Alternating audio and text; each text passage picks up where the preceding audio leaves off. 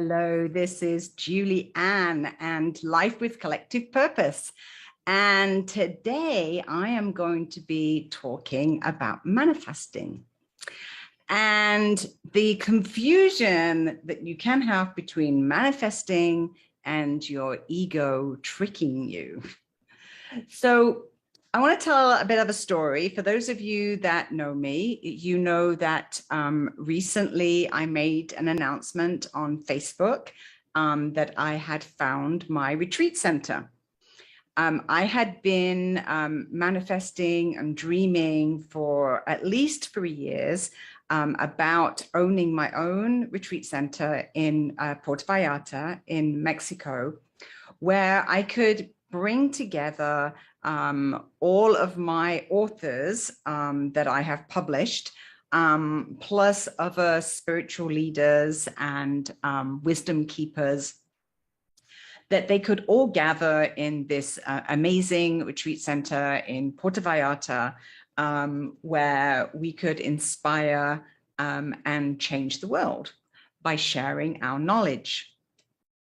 Now, for those of you that know me, you know that I have, some people would say, a charmed life, although this year has been quite exceptional in terms of some of the bad luck and upheaval that I've experienced.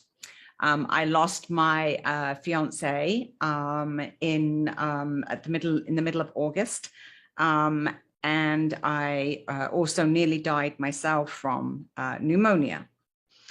That was a very traumatic time, not only with the illness, but my fiance was in coma for almost 30 days. And so being here in Mexico by myself with no family or friends during COVID time, I really relied on my community to help and support me. So, of course, my community was really delighted to hear that I'd had a turn of events and that I had found my retreat center and that I would be moving there. Now, the turn of events would be extraordinary in any circumstances. But the fact that this did not turn out to be the way I expected it to be makes it even more extraordinary. So let me tell you the story. So when my fiance died, his nickname was Azuka, which is sugar. He was a really extraordinary man, full of joy. And everybody that had met him was always happy when they were around him because he was just so joyful. Now, when he passed, I had quite a few people helping me to connect with him on the other side. And the theme that I had, it doesn't matter who I was talking to, it was always around my safety, keeping me safe and keeping me happy. And so I had been, communicating with Azuka as I was going through the journey of grief. And I clearly remember that I was driving into Puerto Vallarta, into Old Town, and I'm in the car and I'm chatting along with Azuka. And I said to him, Azuka, I think I'm ready for a new partner. I feel very lonely. I miss you so much. I miss the company of somebody who's joyful all the time. I miss the companionship and the encouragement. I miss the nurturing and the love. And I kind of gave up a whole list, of what my new partner would be, which would be all that Azuka was to me, Plus he would be a techie and he would be a handyman, because those were the two pieces that were, kind of missing from Azuka. And then I also said, it would be really, really good as well if he was, young and handsome and, all the things that, you want from a young and handsome man. So I put the word out there, and it seemed that as soon as I said that suddenly I was attracting a lot of connections with young men, and that can be unusual in Puerto Vallarta. It's not that easy for a single woman to actually meet a straight guy in Puerto Vallarta. So anyway, I just decided that if I just really focused on manifesting my dream partner and manifesting my retreat center, that these would be two areas that would bring a lot of joy and a lot of happiness into my life. And I made this announcement on Facebook as well, just so that everybody knew that this was my intention, that I was setting an intention to find my retreat center and to find my new partner. Although the new partner part, I didn't say so much about that. So very, very soon after that, I had another download that was, well, no one's going to find you if you don't make yourself be known in Puerto Vallarta. Since Azuka had passed in August, I had been, quite the recluse. I'd been kind of at home in Miss Maloya. I wasn't really socializing with anybody. I wasn't really, getting out there. And so, I was sitting there thinking, well, of course, how am I going to make any connections if nobody knows who I am? So I had just done a video, a podcast show, actually, a short one, about finding purpose and collective purpose, and the importance of people gathering together as a collective. And I put it out to all the groups in Puerto Vallarta. Now, there are about 20 different networking groups on social media in Vallarta, because there's a very large, growing expat population here. It's a way for everybody to connect. And so one of those networks that I had put out my video was a network called Digital Nomads. And this is a network for people that are working remotely from Puerto Vallarta. Digitally, they're doing online work of some description, freelance work. And I had a contact from a young man called Vicente. And he said to me, oh, I saw your podcast show, and I thought you would be interested to come along to Artis Mentales. It's a flotation center, and you can meet John, who facilitates it, and he does coaching.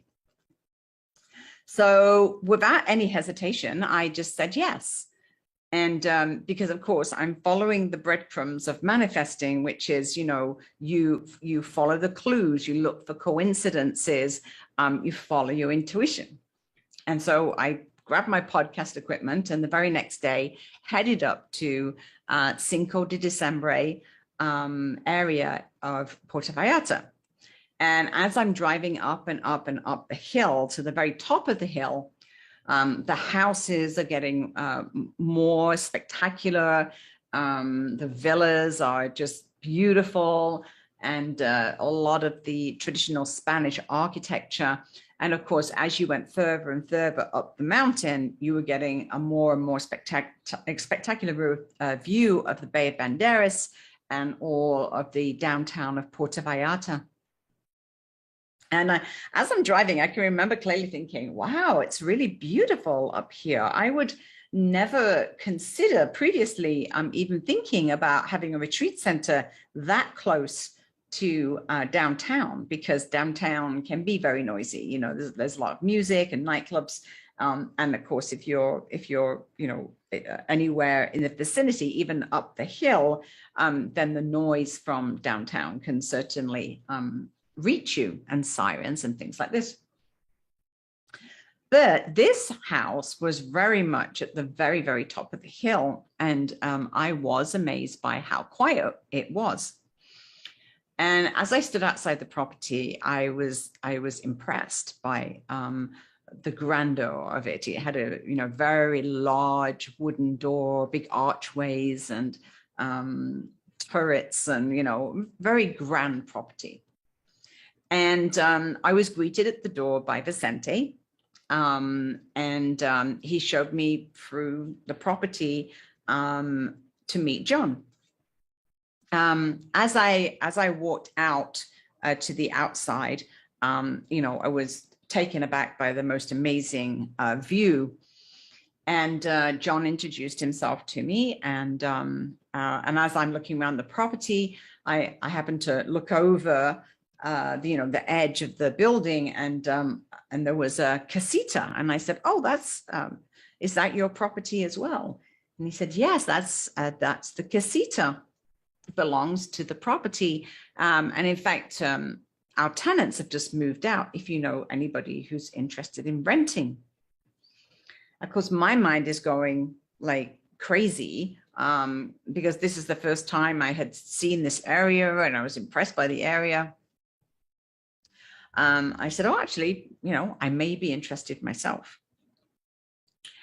Anyway, we continued to talk, and as a continuation of that conversation, I had mentioned the reason why I was thinking of moving was because my fiance had died, and I was now living in this quite large property by myself in Miss Maloya, which is, you know, it's in the jungle. It's very isolated. Great if you're a couple, not so great if you're by yourself. And then as I told him that story, John said to me, "Well, that's a coincidence, because I actually lost my partner, Sandy, around the same time." And I said, "Wow, that's amazing. Well, that's an amazing coincidence." And just as I said that, there was a large bumblebee that kind of buzzed in front of my face, and I had used this in meditation as a sign. You know, if I was going down the right path towards manifesting my dreams, this sign would be there. So I'm looking at all these coincidences, and then John said to me, in fact, Sandy had said to me when she passed, because I said to her, "You know, what's going to happen to this place after you leave? You know, you're the one that's been bringing all the customers. You're the one that's been bringing the energy and the light. You know, I don't know how to run this retreat center. What's going to happen?" And she had told him, "Don't worry, a woman will be coming along. She's going to take care of everything, and she's going to bring a lot of light and energy and people to the retreat center." And so then he kind of looked at me and he smiled and he said, "And there you are." So I kind of laughed and showed me around the building. It was 6 bedrooms. It had a really large living room space. You could easily fit 100 people. And immediately I can see the picture of events there. I can see, you know, like a Sunday gathering of spiritual people. I can see music events. I can see salsa events. I can see writing retreats. I can see spiritual gatherings. I could see pool parties. You know, there was all these things that I was visualizing, you know, art therapy retreats and meditation and dance classes and yoga. And, you know, like literally, it was like a vision that I could see. And so I took that as a sign. I took that as a sign that my dream for a retreat center was manifesting.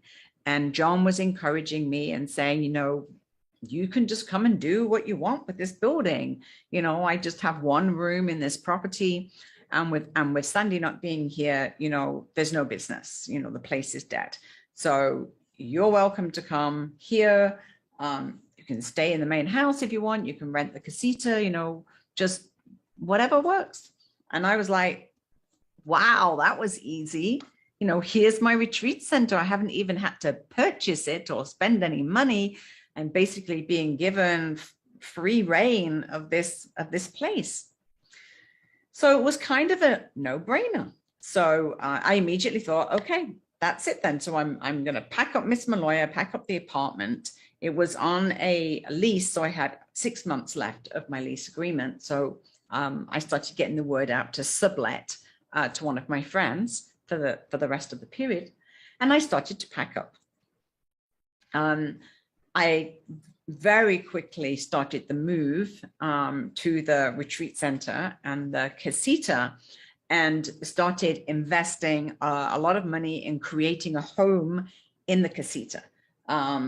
Painting it, decorating it, organizing, and quite quickly started to discuss and organize what was needed to be done to the main house, so that I could start bringing people in, and even started to look at events as close as the last week of December, and started to put it on the website and everything. So, this was the done deal. This was the Influence Publishing Retreat Center.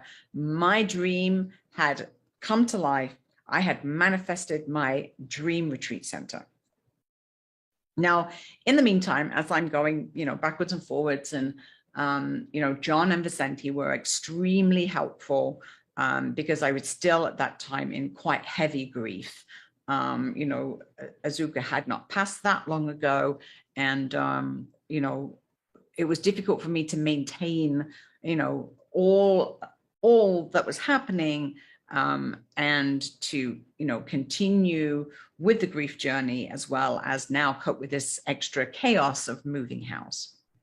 So John and Vicente were very helpful in terms of being supportive and loving. John said, this is your new family, you never have to be alone again. Vicente was very helpful. He was coming to the house and helping me move things, and helping me clean up the casita. And kind of before I knew it, Vicente had become a very good friend. He was coming down to the casita. We were having a glass of wine at nighttime as we were organizing the house. We were having very deep spiritual conversations. I was sharing all my dreams for the retreat center, and we started to get quite close. Then things started to crumble, and it was a very strange situation, because John started behaving a little strangely. Now I realized he was also in heavy grief. And so, that's not a good situation. Emotions are running high. But I decided to kind of back off. I'm like, okay, maybe I'm putting up too much pressure in terms of getting things up and running too quickly at the retreat center.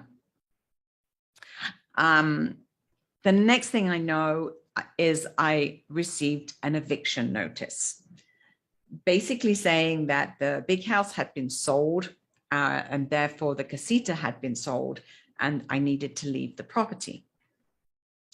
Now, of course, at this point, I'm just like, what? This is my dream. I've shared this with everybody. I've told everybody about my new retreat center, the Influence Publishing new retreat center, and, and how amazing it is. And I'm letting my ego really get carried away, because everybody on Facebook's congratulating me and saying, oh my goodness, Julie, you're so amazing at manifesting, you're the magical manifester. Oh my God, how do you do it? And basically I just allowed my ego to just run with this. And I think somewhere along the line, I had mixed up, manifestation of my dream, the retreat center, and forgetting, to do things like put stuff in writing, get clarity, etc. So So this was not my dream. This was not my retreat center. And after spending 6 weeks decorating, planning, making the casita beautiful, and, you know, pretty much within 6 weeks, I still had boxes unpacked.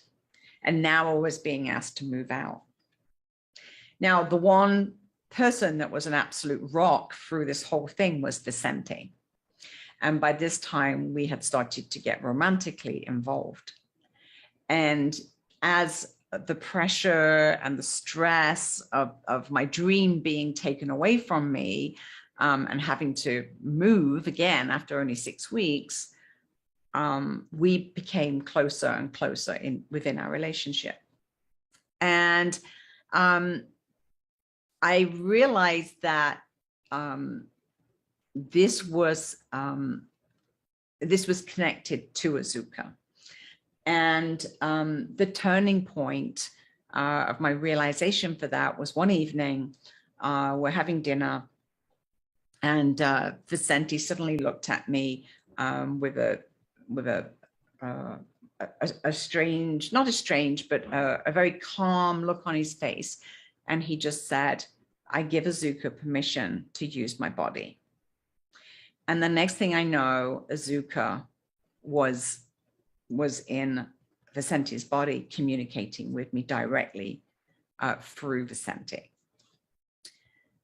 Now, this has happened a few times since, and we've got help in terms of supporting us in that communication, but realizing that this whole story of manifesting a retreat center was never about the retreat center. It was only my ego that made it about the retreat center. In the meantime, my relationship with Vicente and Azuka was blossoming, and my spiritual relationship was blossoming. But I was letting my ego distract me from all of that was happening as well because of the retreat center.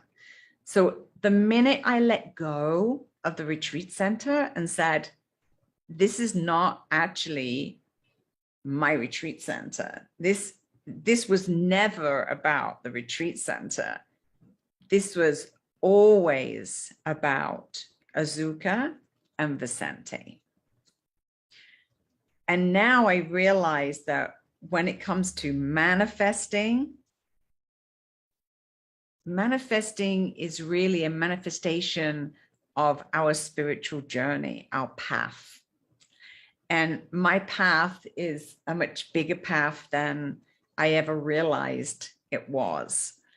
And in order for me to do that, I've now been shown a new soulmate, a spiritual partner, which is also very connected to Azuka. So I've now got that strong connection with Azuka, but also now with my new partner, Vicente. And together we're having very deep spiritual conversations about the new generation of healers, which is Vicente. And the partnership of the two generations joining together, this is the evolution of healers, the evolution of spiritual leaders. So it's a very significant path of my personal journey, my personal spiritual journey. And now I am back in Miss Maloya, back in my old apartment, and just delighted to be back here. I have put that whole event now as an experience, not about the retreat center and manifesting a retreat center, but actually looking for the next step in my spiritual journey with my new soulmate, supported also by Azuka. And so, you know, my message at this time of the year where we're approaching Christmas and approaching the new year is, yes, you can manifest your dreams, but don't be attached to them, because there may be something much bigger, a much bigger purpose than you could possibly ever know. And what you really need to do is to just follow those clues, let the divine guide you, ask for guidance, and don't be attached to the outcome. Don't be attached to your version of your dream, because there's a much bigger purpose, a much bigger agenda, a much bigger collective purpose that is happening. And I now know that meeting Vicente gives me the support to be able to continue this spiritual journey of collective purpose and the bridging of two age groups from 30 up to 60 and beyond. But the bridging of those two generations of healers and the 40 to 60 year olds mentoring and helping the 30 to 40 year olds, which are the new generation, the new evolution of healers that are all waking up right now. That is the manifestation, not the retreat center.